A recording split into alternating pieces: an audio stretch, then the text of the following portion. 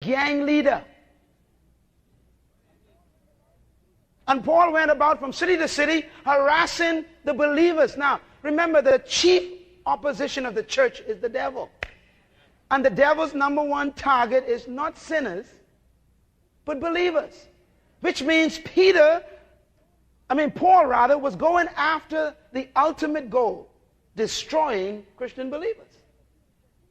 So he had to be in cahoots with Satan directly. Now imagine Paul writing, he says, look, I don't want you to be ignorant of Satan's devices or schemes. Which means don't just study God. Are you listening to me? Write it down. Don't just study God. Study the devil. He says you got to know your enemy's schemes.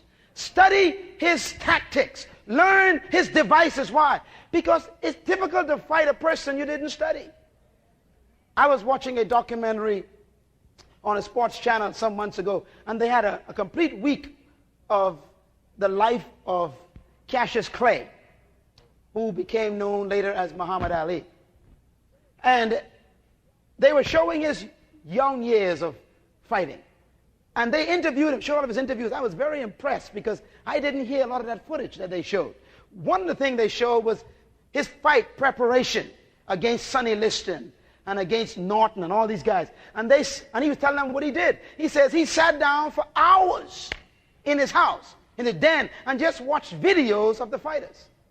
And he watched them for hours, the same fighter for hours, how he held his hand, how high it was, and everything about him, how he threw his left and how high left ever went, and left never went low. He said he even measured how far the left could go. He went through everything. So when he walked into the ring, he knew the guy. Come on, somebody. He was not ignorant of their devices. So when they go to swing, he knew how far down. He just hit back and boom, hit him. When they swung a low blow, he knew how it was going to come. He just moved on the side, boom, hit him. In other words, every time they swung, he had an offense against their defense, so he was a defense of an offense. He offended them.